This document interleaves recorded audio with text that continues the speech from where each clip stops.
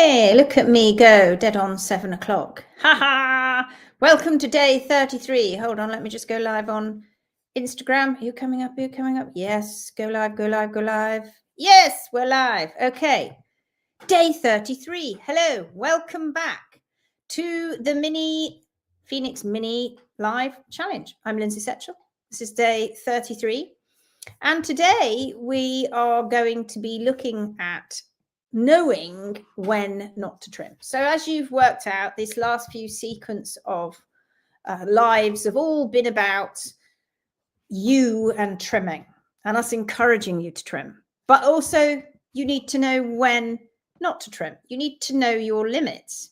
While trimming is essential, it's an essential skill for horse owners, it's just as important to recognize when to step back in and call a professional. It was a good example today when Vanya, one of our HMB Pro students, she's just about to qualify very soon, went to see a lovely lady that's been following our Phoenix group for a while, and she had been doing really well up to a point, and her horse has got rotation, etc., and a bit of osteonecrosis, quite a bit, and she needed more help. And so Vanya came in, and guess what Vanya did? Vanya also got my help too.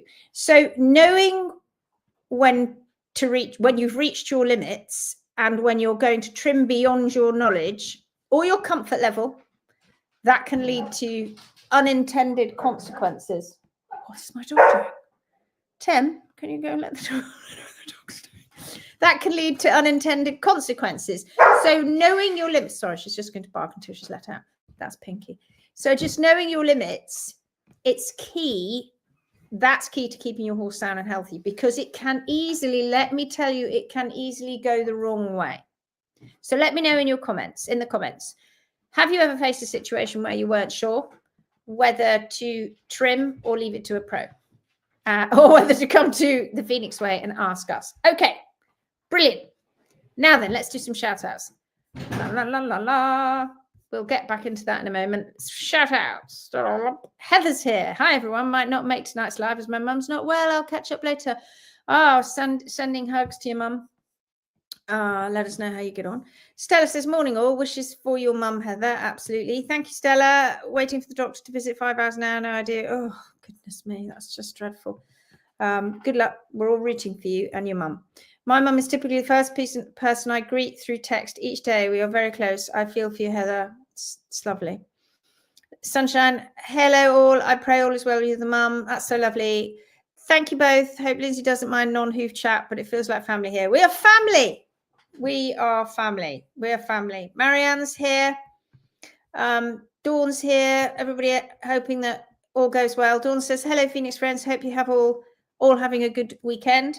Dawn, I replied to your post on the Phoenix group. Go and have a look. Louise Yashnuk is here. Did I say that right? Hello, everyone. Happy Sunday. Deanna Hunter's here. It's snowing in Washington State. Good morning, all. How lovely. I know you lot probably don't think it's lovely, but I do. I love snow. Hello, everyone. Here from Ontario, Canada, says Lydia. Camilla says, hi again. Pia's here. Hello. Ulrika Buckles here. Bulk. I don't think I said that right. I better just leave surnames. It's so much better. Hello. Suzanne's here. Good evening from Germany. Karen Winkerth's here, also from Germany. Good evening, Cold West Germany. Therese from Sweden. Hope your mother starts feeling better soon, Heather. We all do. Angela Garberg. Hi all. Bonsoir. Becky Harding's here. Hi, everyone. Ramona's here. Hello. Jackie Berry's here. Hi, everyone. Ali Halfpenny. We'll do one more. And Jenny Ackerston's here. Hello. Right. Okay. Let's get back into this. So it's really important to know when you've reached your limits, right? And to get help sooner rather than later, because it does happen where you think you're going. Start again. The problem is that we give a lot of information away free, and that's deliberate. It's important. We want to make sure that this is accessible to everybody, and we know that not everyone can afford to get onto the challenges straight away, although we have split them up, remember, into 2 challenges, 15-day and 10-day. You have to do the both. Well, you should do the both, but we split them up so you can pay for one and then the other. But that might just be a bit of a stretch for you right now. And the workshops, you may not be able to get to an in-person workshop, hence the reason why we did the challenges. So you watch endless amounts of YouTube videos, and which are, some of them are live, some of them are pre-recorded, aren't they? And you sop up as much information on the Phoenix group as you possibly can. And that's fantastic. And that's what we want you to do. And that's actually okay for most people who are dealing with maintenance trims. Although I have to say, what we find with owners is that they tend to not do enough because you're too scared to do too much. So even with maintenance trims, you can go out of whack. But particularly if you're doing rehabs, particularly if you know that your horse or pony has had their toes aggressively chopped off and their heels left high, because you've worked that out now, with or without an x-ray, because you may or may not know the health of P3, and you're going, I'm going to do this myself, and good on you. We want you to. However, you shouldn't really be approaching that kind of thing just by watching just a few videos, even though we've done quite a lot. You need to get properly into the mindset and have some really, really dedicated, focused learning and focused teaching from us.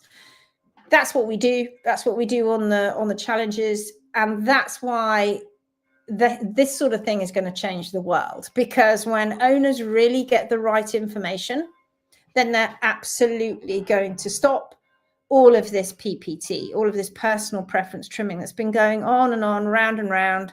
Like we said, lots of Chinese whispers. It's a real problem, and which is why hoof care's in the gutter. We know that, right? So today's topic is really critical for anyone that's learning about hoof care. Well, who would that be then? Absolutely every horse owner. I don't care whether you're a vet or a farrier or a trimmer. Farriers need to know these things. Trimmers need to know these things. Vets need to know these things. Physios need to know these things. Massage therapists need to know these things. Everybody needs to know. It doesn't stop at the shoulder and the hip. Or at the knee and the hock. You need to get right on down, or at the fetlocks. You need to understand what's going on in the hoof. It is so critical. But knowing when not to trim and when to get that help in, knowing your limits without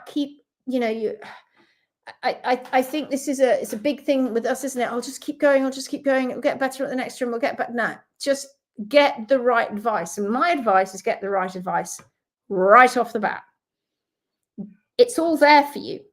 You've seen the posts, you've heard us in the lives, you've heard the information. It's right. It's all there for you. Because while you knowing how to trim, or at least doing bits and pieces, is totally essential, it's an essential skill, I believe, for all horse owners. I don't care where you are in it, whether you're just a competition, whether you're a competition rider, how about a jockey, whether you're any of those things, it's essential you know the fundamentals of good hoof care. And going beyond your knowledge, and that's what happens a lot, because people come into the group, don't they, and they put posters up, photos up, and go, I am not quite sure. If somebody does like Dawn did for today, for this evening, but I'd like somebody to look at my old boy's front feet. How's it going? We can then say, right, you need to tweak this, this, and this. And in fact, Dawn knows. She's been on the challenges. She's been on a workshop. She now understands that a little bit more. But even then, going as far as going on the workshops and doing the challenges, when you pick up your own horse's feet, it can send you off thinking, I'm not quite sure if I'm doing the right thing. And particularly, not right now, not straight after you've got your newfound information, but just even a few months down the line, when you start not seeing the foot again, you start getting used to pathology again. So it's really, really critical. It prevents unintended harm. So if you're trying to rehab a pony with rotation, a horse with rotation, with or without osteonecrosis, and they haven't got the toe on the ground, it's really easy to let those heels go up. And you don't notice it particularly. You may not even take enough down in the trims that you're doing because you're not doing enough. So what happens is that as those heels get heel creep, that's what we tend to call it, when the heels creep up, it isn't until 3 or 4 months or 5 months down the line when you're going, oh, my horse was doing okay, or my pony was doing okay, and now he's not doing okay again. And of course, people might think, oh, it's the trim. It is the trim, but it's not the Phoenix way, because you've not learnt enough. So you've misjudged angles. You might have over trimmed, but likely it's usually under trimming. You've not looked and seen the balance properly. You've misjudged the balance. And these little tiny things accumulate over time and cause long-term imbalances, and of course don't properly realign P3. And that's what we're all about. I mean, guys, this is what trimming to your horse's natural parameters is all about, making sure P3 is in the right position, and everything comes off that. If P3 is in the right position, the navicular bone is in the right position, digital cushion's in the right position, the frog's better, it's in a better position. Even if it's atrophied or infected, time will get that better if trimming is properly balanced. The wear patterns are properly done, the growth are properly balanced, the growth patterns are properly balanced. P2, P1, fetlock, keep going up, knee hock, all the way up through the joints, the body, everything improves. But it will go the other way if you haven't been able to completely follow the horse's natural parameters. They're there for a reason. You know, they're not changeable, frankly. They don't change. That horse gets his wear patterns, they pretty much stay static for that horse if he's not had any pathology. Once they start having pathology, that causes different changes in their movement, in their posture. And again, I hear so many people talking about movement and posture online and how you can affect that and and then trying to do lots to the body and trying to do a better trim to sort the body out. When do a trim where you're wedging heels, etc., to try and sort the body out against the natural parameters. And it's all about the feet. It's all about going too far away from those natural parameters. If you remove too much, or you've had somebody who's been and removed too much toe, they've been far too aggressive and they've just not taken enough heel, because usually that comes hand in hand, frankly, that's going to disrupt the horse's natural movement. And then if you're not quite sure whether your horse is not really quite sound, but you think it's okay, and somebody comes along and goes, oh, your horse isn't moving right, and it's and I go, oh, I'm not surprised, look at the feet. So if you know where your limits are, you're going to get your horse better, quicker, better, faster. Don't leave it. Get in there. Get as much information as you can. We are always encouraging a really balanced approach to hoof care. That's our main thing, right? It shouldn't be about aesthetics, you know. Oh, that looks better. It shouldn't be about that. We're not trying to achieve the perfect look, are we? That's not the thing, especially nowadays when we have, well, I say nowadays, it's been going on for centuries, where horses have had poorly feet and pathology because they've not been trimmed correctly, they've been trimmed to a human's ideals for that perfect look, that aesthetics-driven trim. Trimming should be about supporting function. And if your horse isn't getting better, you're not supporting the function. And even if you're trying to correct in little tiny increments, it's not enough. And then sometimes what happens is they get in hoof care. You will, as an owner, get in a hoof care professional who you think is doing what we're advocating, which is Mother Nature's parameters that we're following. And they suddenly overcorrect in a short, like in one trim. They're overcorrecting even on small imperfections, and that can create really big problems. So even though you're trying to save money in the short term, if you, because let's face it, if you asked a vet to turn up or a farrier to turn up, you wouldn't go, would you mind if you just gave me your advice totally free? They wouldn't. We're not about that. We're about giving as much advice as possible. You know that. You know us now. Many of you have been with us for over a year now, which is incredible support. But it's about getting the right tailored focused support when you need it. Calling us, getting on a consultation with us, getting on the challenges, doing a workshop before you go too far, before you make a big mistake, before you perpetuate the mistakes that others have been making, is far, far cheaper, my friends, than trying to correct the damage after the fact. Believe me, and it's also far less stressful. I see on a daily basis very, very poorly feet. I see them on a daily basis. And I talk to owners who have gone through every trimming method you can imagine. They just rattle them off. And they had a modicum of success with them, but in the end, things didn't work out. And they don't work out because they're not following the horse's natural parameters. They are following a method that a human made up. It's not how it works. We're not God. You can't possibly be. When you're working with something so incredibly amazing, so dynamic and organic as this incredible piece of bioengineering, it is unbelievable. And we can't beat that. We just can't. So the best trimmers, the best people are the ones that know what to trim on the foot at a certain time to keep P3 in the right position. And if you're starting to do this, and I'm encouraging you to pick up tools, I'm encouraging you to do it. Please don't read this as me trying to put you off. That's not what we're trying to do.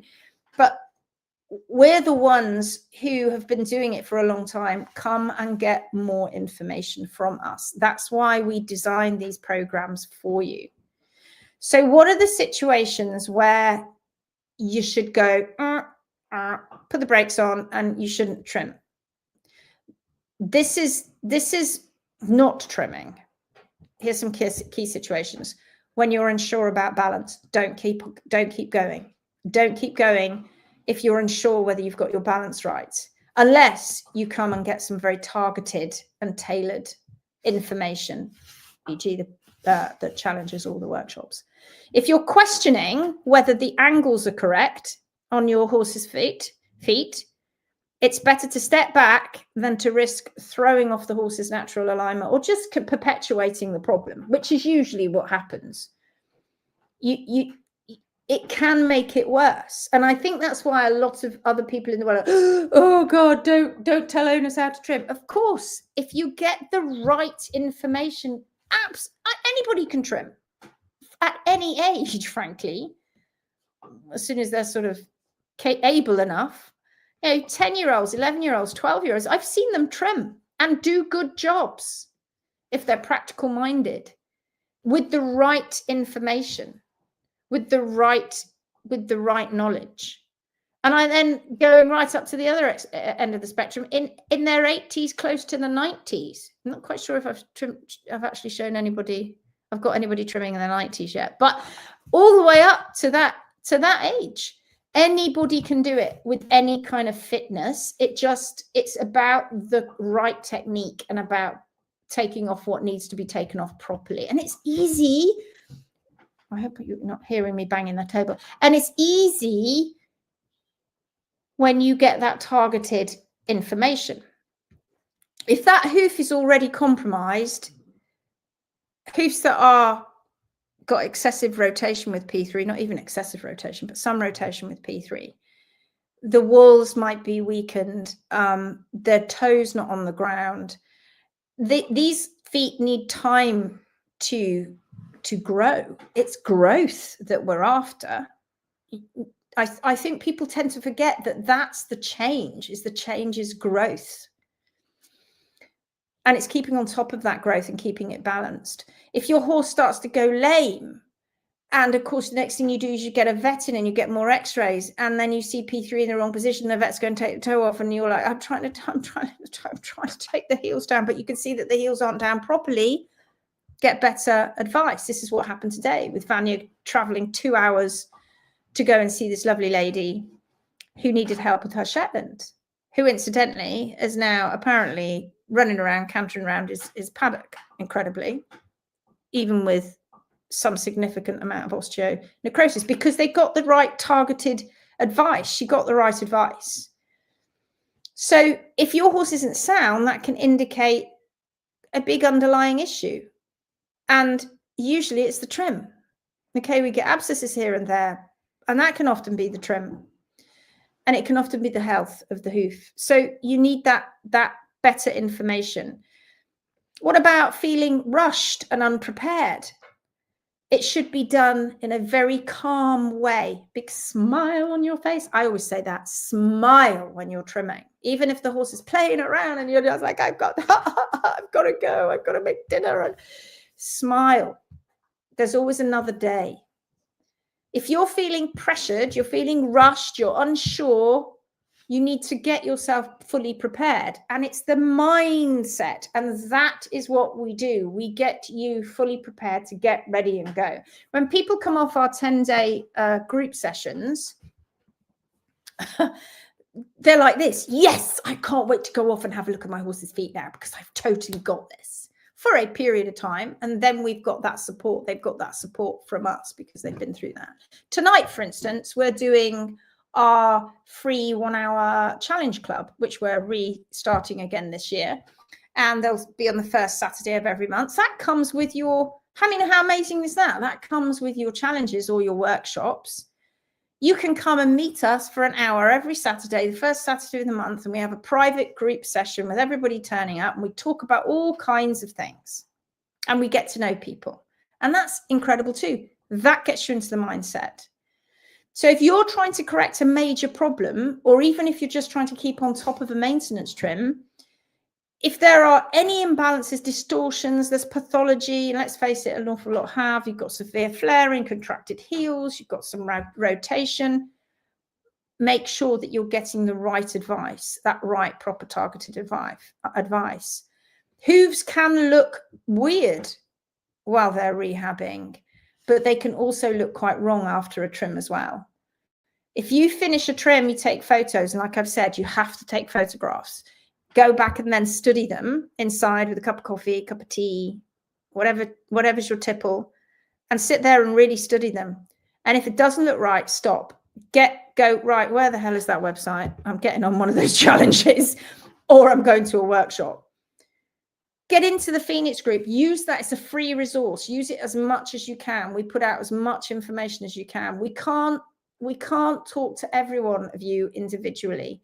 It's hard to do that. We have fantastic admins that do that too, that get in there and monitor all the posts. But I can't keep going in and replying to everyone. I try as best I can, and the same for Gary. And we've got our pros and our students too.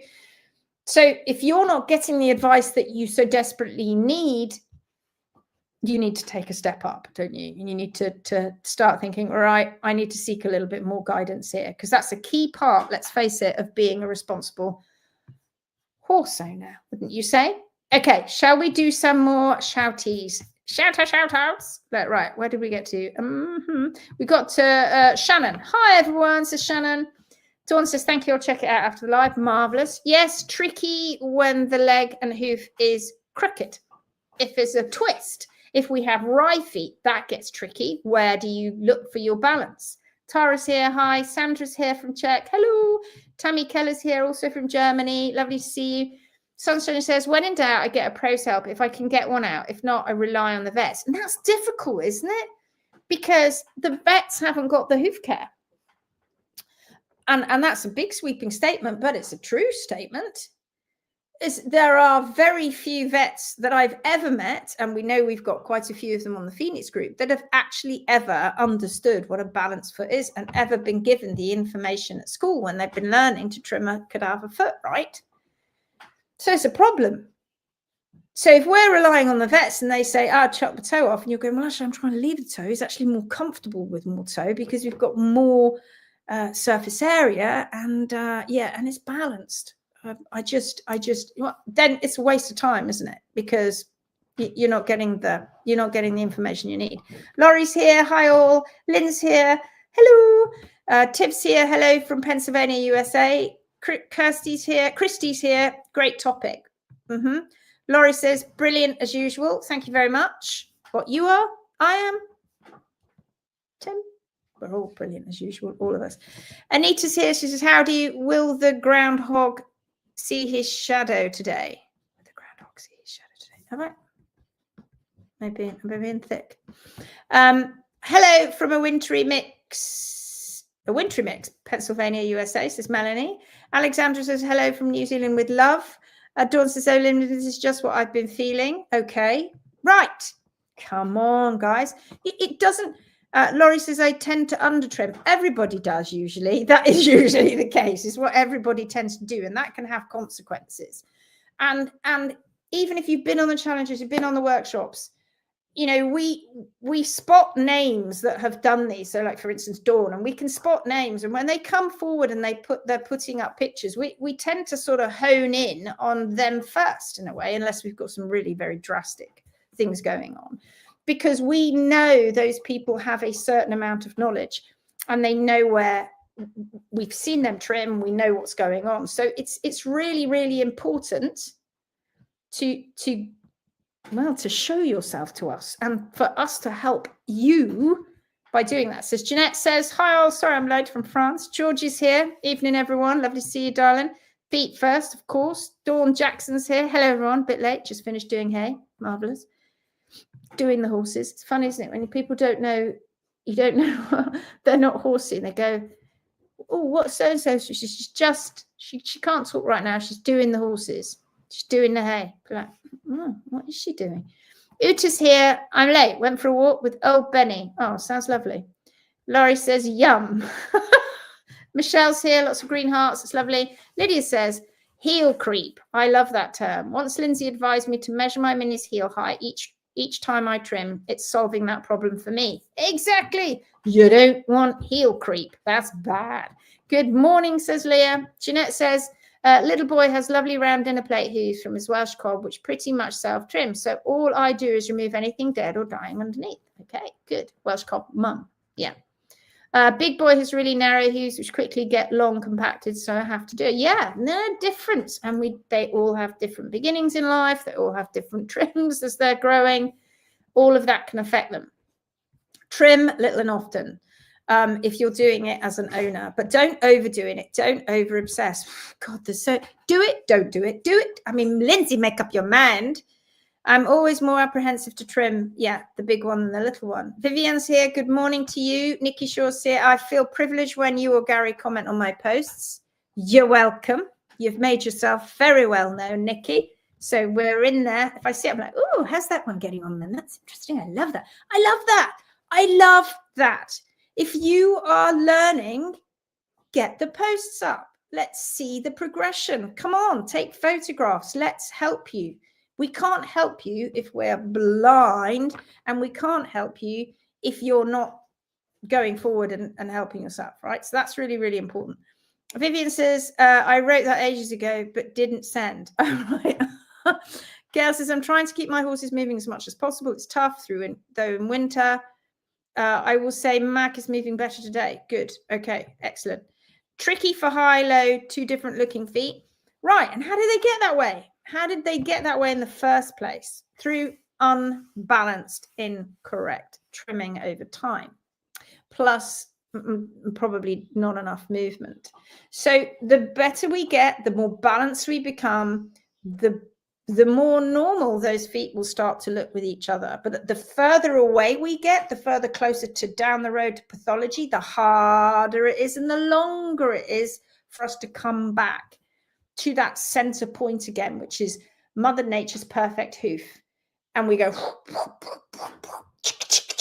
away from it all the time. And what we do is bringing you guys back into seeing that again. Sunshine says the toes will never come off on any horse I own again. That's absolutely fantastic to hear. Hola from Costa Rica. Very hot, and I just trimmed, sweating. Well done you, Costa Rica. Bet it's amazing down there. Tiv says the groundhog saw his shadow. Oh, okay. Karen Miller says, I did hear you yesterday, and I am going to join the challenges. Good girl. Waiting to get a copy of the radiograph images from second vet, hopefully tomorrow. I'm looking forward to working with you and nature. Come on, we can do this. Well, we can help you and your horse. Tiv says, see the movie Ground. Yes, I have. I know what you mean, but I don't know what it's in reference to. We'll get there in the end, Tiv. My horses hoof just start to exfoliate by themselves, and that's good. That's movement. It's going, I don't need this extra sole. Go and exfoliate. That's all we do. Anita says, is that more winter then? What, more trimming? All year round, you're monitoring. Once your horses get into equilibrium with their environment, then, okay, yes. 6 more weeks of winter means it's supposed to be snowy and cold. Sancho says, groundhog, 6 more. Oh, I see. I'm not very good, am I? I'm hopeless. Okay, so let's get back to our topic. Let's finish off. What do you do instead then? Well, we've given you those alternative actions, haven't you? We've told you what to do when you are getting stuck, because that's what we're talking about, isn't it? You're getting stuck. You're getting to a point where you've gone so far and then you're like, oh, do you know what? I'm flipping hoof blind. Every time I pick up a hoof, I don't know what I'm looking at anymore. So observations and document. I cannot tell you to do that enough. Photo. I have, I love it when owners come to me and they say, oh, look, I'm having this problem and look at all of this. This is where it's been. And I'm like, wow. It's just, I can see it all. I can see what they've been trying to do the whole time. But that's rare, to be fair, because owners come in going, my farrier's not helping, my vet's not helping, my friends don't know, I don't know, my horse is lame, the feet look crazy, I've looked at your videos, I know things are going wrong, help. So we begin, and we begin again, and we begin the same way every time. Get as much information as you can.